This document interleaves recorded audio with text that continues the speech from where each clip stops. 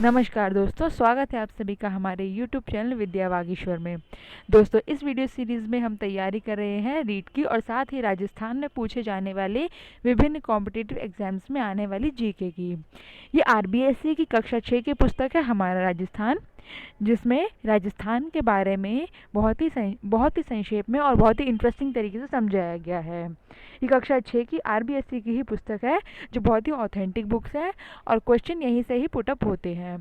तो इस वीडियो से पहले हमने इसकी कुल 10 चैप्टर्स को कवर कर लिया है, जिसमें आज लास्ट चैप्टर का सेकंड पार्ट है जो इस वीडियो में कवर हो जाएगा। इस बाकी वीडियोस की लिंक्स आप हमारे वीडियो के डिस्क्रिप्शन से ले सकते हैं। तो चलिए शुरू करते हैं पार्ट 10, लोक संस्कृति एवं कला।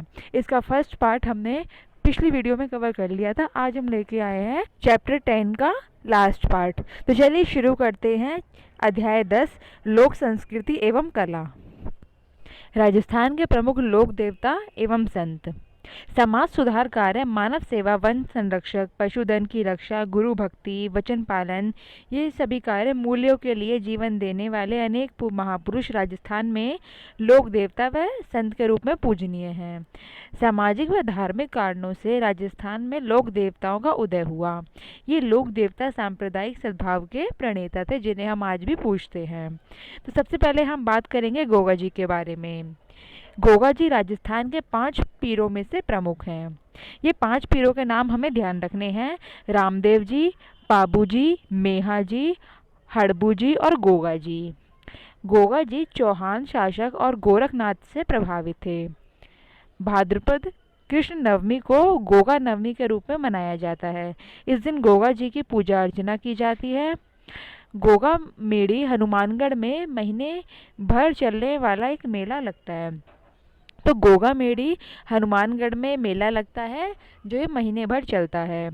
और इसमें से इम्पॉर्टेंट पॉइंट यह है कि राजस्थान के 5 पीर कौन कौन से हैं, तो इनके नाम भी हमें ध्यान रखने हैं। चलिए अब जानते हैं तेजा जी के बारे में।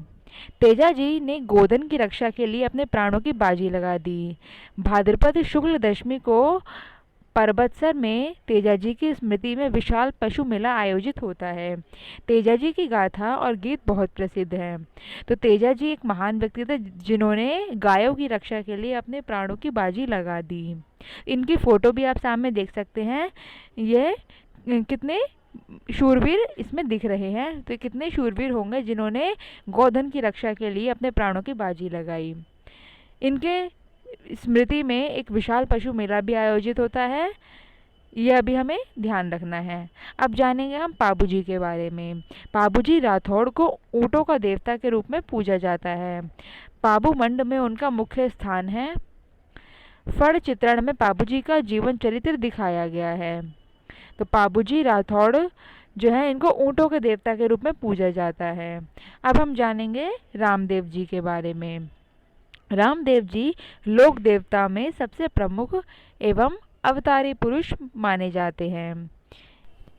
रामदेव जी सांप्रदायिक सौहार्द के प्रेरक थे। मुस्लिम समाज भी उनको रामसा पीर के रूप में मानते हैं।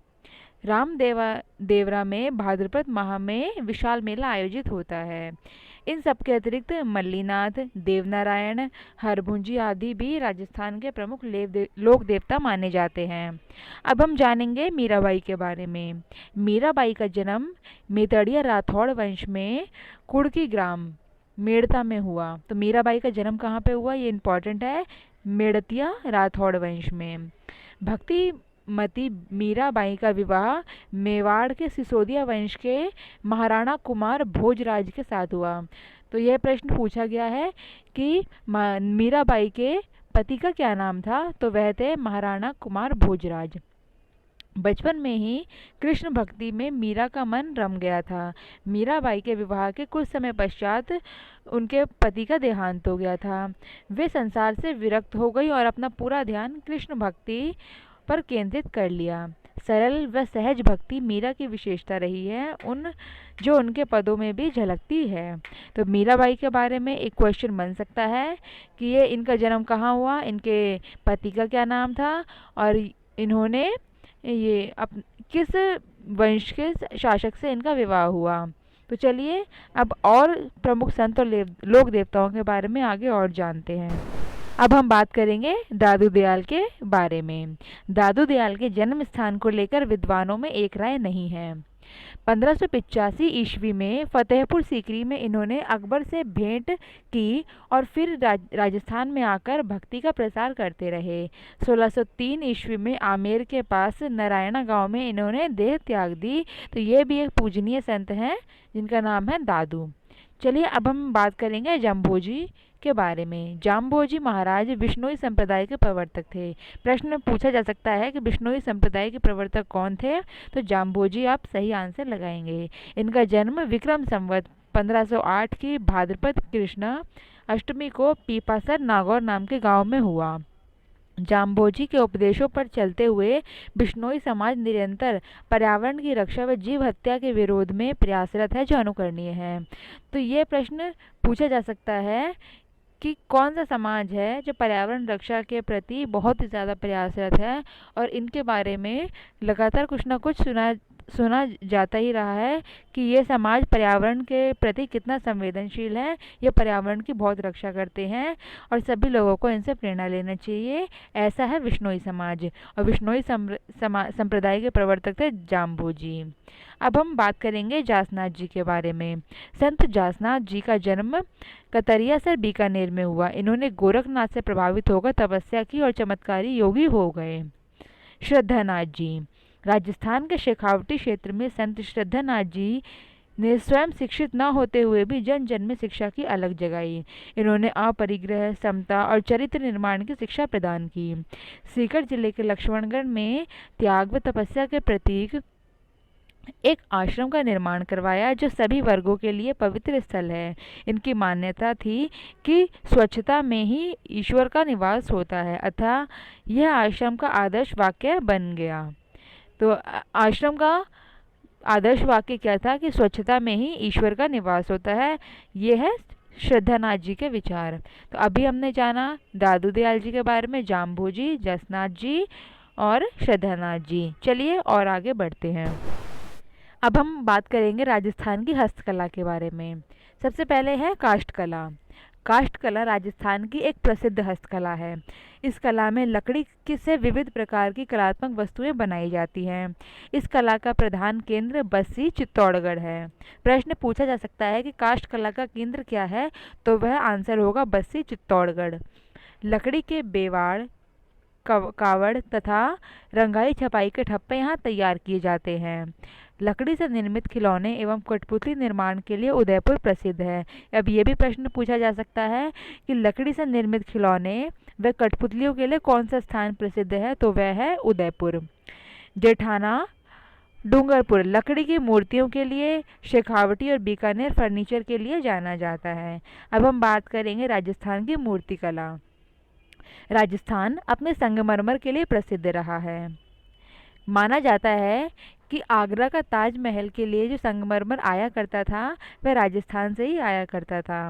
विभिन्न स्थानों पर अलग अलग प्रकार के पत्थर पाए जाते हैं। इसी कारण यहाँ पर मूर्तियाँ एवं पत्थरों पर बारीक नक्काशी का काम किया जाता है। अब है इसमें टेराकोटा। मिट्टी से मूर्तियाँ तथा विभिन्न सजावटी एवं उपयोगी वस्तुएं तैयार कर पकाना टेराकोटा के नाम से जाना जाता है। तो टेराकोटा किसे कहते हैं? मिट्टी से मूर्तियाँ और कई तरीके के सजावटी और उपयोगी वस्तुएं तैयार करके उसको पकाना टेराकोटा कहलाता है। नाथ द्वारा के समीप मोलेला इस काम हेतु प्रसिद्ध है। प्रश्न पूछा जा सकता है कि टेराकोटा के लिए राजस्थान का कौन सा स्थान प्रसिद्ध है, तो वह है नाथ द्वारा के समीप मोलेला। अलवर व बाड़मेर में भी टेराकोटा की वस्तुएं निर्मित की जाती हैं। अब हम पढ़ेंगे ब्लू पॉटरी के बारे में। चीनी मिट्टी के सफ़ेद बर्तनों पर किए गए नीले रंग के अंकन को ब्लू पॉटरी के नाम से जाना जाता है। आपको याद रखना है ब्लू पॉटरी किससे संबंधित है? चीनी मिट्टी के जो सफ़ेद बर्तन होते हैं उन पे नीले रंग के अंकन को, उन पे डिज़ाइन बनाना ब्लू पॉटरी कहलाता है। इसके अतिरिक्त ब्लैक पॉटरी, सुनहरी पॉटरी आदि भी प्रसिद्ध है। जब आप मार्केट जाइएगा पॉटरी खरीदने के लिए तो आप इन चीज़ को नोट ज़रूर कीजिएगा, ब्लू पॉटरी और ब्लैक पॉटरी, सुनहरी पॉटरी। इनके द्वारा डिज़ाइनर कप, प्लेट, अन्य बर्तन और खिलौने व सजावट सामान जैसे फूलदान आदि बनाए जाते हैं। अब हम बात करेंगे लाख के काम के बारे में। लाख वैसे तो हम सभी ही जानते हैं, लाख की चूड़ियाँ प्रसिद्ध हैं। इसके बारे में हम जानेंगे कि इसको कैसे बनाया जाता है। लाख के काम में चपड़ी को पिघलाकर उसमें चाक, मिट्टी, रोज़ा आदि मिलाकर गूंथ लिया जाता है। उसी से विभिन्न प्रकार की चीज़ें तैयार की जाती हैं। सजावट के लिए कांच व मोती लगाए जाते हैं। जयपुर, जोधपुर इनके आभूषण के लिए प्रसिद्ध हैं। तो लाख के काम के लिए प्रसिद्ध है जयपुर, जोधपुर। आप जब यहाँ जाइएगा तो लाख का सामान ज़रूर खरीदिएगा। अब हम जानेंगे राजस्थान के आभूषणों के बारे में। जड़ाऊ गहनों के लिए जयपुर, जोधपुर, बीकानेर व उदयपुर विख्यात है। मूल्यवान पत्थरों को तराशने का काम जयपुर में होता है। तो मूल्यवान पत्थरों का तराशने का काम जयपुर में होता है। कांच पर बारीक सोने की नक्काशी का काम थेवा कला कहलाती है। प्रश्न यहाँ से पूछा जा सकता है कि थेवा कला का संबंध किससे है। तो इसका आंसर होगा कांच पर बारीक सोने की नक्काशी करना, जिसके लिए प्रतापगढ़ प्रसिद्ध है। प्रतापगढ़ की जनजातियों में पीतल और चांदी के आभूषण के लिए विख्यात हैं। तो प्रतापगढ़ में भी कौन सी जनजातियां हैं जो पीतल और चांदी के आभूषण के लिए प्रसिद्ध हैं? ये आप हमें कमेंट बॉक्स में कमेंट करके बताइएगा। अब हम बात करेंगे कपड़ों पर छपाई से संबंधित राजस्थान में क्या प्रसिद्ध है। राजस्थान में किस्म किस्म की छपाई का काम होता है। बगरू, सांगानेर, आकोला, बाड़मेर, काला डेरा, पाली और बस्सी इन कामों के लिए विशेष प्रसिद्ध है। गोबर, तितली का तेल, बकरी की मेंगनी और सोडे के मिश्रण से घोल बनाया जाता है। इसमें कपड़े को पूरी रात भिगोने के बाद सुखाया जाता है। सुखाने के बाद उसे फिर से हरड़ के घोल में डुबोया जाता है। फिर लकड़ी के छापों मतलब ब्लॉक से उन पर छपाई की जाती है। छपाई के लिए पहले सीमित और फिर प्राकृतिक रंग का प्रयोग होता है। अब सिंथेटिक या अप्राकृतिक रंग का भी उपयोग होता है। तो इस प्रकार से एक विशेष तरीके से कपड़ों पर राजस्थान में छपाई की जाती है। अब हम बात करेंगे कशीदाकारी और गोटाकारी। राजस्थान में अनेक स्थानों पर कपड़ों पर कशीदाकारी भी की जाती है। कशीदों में मुख्यतः पशुओं के चित्र उकेरे जाते हैं। कई जगहों पर कपड़ों को तरह तरह से काट कर कपड़ों पर सिल दिया जाता है, जिसे पैचवर्क कहते हैं।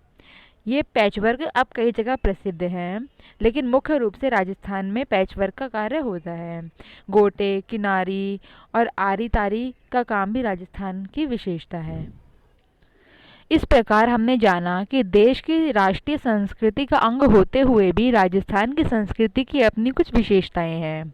यहाँ के पारंपरिक पर्व, त्योहार, मेले, रीति रिवाज आदि आकर्षक एवं मनमोहक हैं। इसीलिए राजस्थान को रंगीला राजस्थान भी कहा जाता है। तो ये चैप्टर बहुत ही इंटरेस्टिंग था। इसमें कई सारे फैक्ट्स और जानकारियाँ हमें मिली। अब कुछ पढ़ेंगे शब्दावलियों के बारे में। सबसे पहले क्षेत्र। क्षेत्र अर्थात अंचल। लोक देवता मतलब क्षेत्र विशेष में पूजे जाने वाले देवताओं को लोक देवता कहते हैं। और नक्काशी अर्थात पत्थर, धातु, लकड़ी आदि पर खोद कर किए जाने वाला कलात्मक कार्य नक्काशी कहलाता है। अब हम करेंगे कुछ अभ्यास प्रश्नों को। दोस्तों, अभ्यास प्रश्न बहुत इंपॉर्टेंट है और हमें इन्हें ध्यान से करना है, क्योंकि एग्जामिनर हो सकता है पूरे चैप्टर को ना पढ़ के एग्जाम में इन चैप्टर्स के लास्ट के क्वेश्चन अगर उठा ले तो हमें इनका कोई आंसर आना चाहिए। तो चलिए लगाते हैं कुछ क्वेश्चन को। प्रश्न 1, निम्नलिखित प्रश्नों के सही उत्तर के विकल्प को कोष्टक में लिखिए। पहला प्रश्न है, चूहों के कारण किस मंदिर को जाना जाता है? यहाँ चूहों की पूजा भी की जाती है, इस पर हमने बात की थी। इसके ऑप्शंस आपके सामने हैं। इसका सही आंसर है ऑप्शन बी, करणी माता का मंदिर।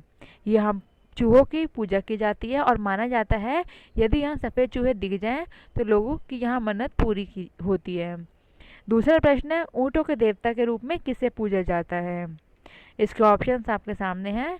इसका सही आंसर है ऑप्शन सी, पाबू जी। अब हम चलते हैं नेक्स्ट क्वेश्चन पे। रिक्त स्थान की पूर्ति कीजिए। चीनी मिट्टी के सफ़ेद बर्तनों पर डैश रंग के अंकन से ब्लू पॉटरी का निर्माण होता है। इसका सही आंसर आप हमें कमेंट बॉक्स में कमेंट करके बताइएगा। तेजा जी ने डैश के लिए अपने प्राणों की बाजी लगा दी थी। इसका सही आंसर है गोधन की रक्षा के लिए अपने प्राणों की बाजी लगा दी थी।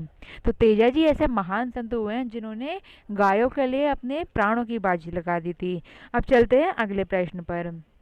यह अति लघु उत्तरात्मक प्रश्न, गणगौर के अवसर पर किसकी पूजा की जाती है? ये हमने पिछली वीडियो में डिस्कस किया था। इसका सही आंसर है शिव और पार्वती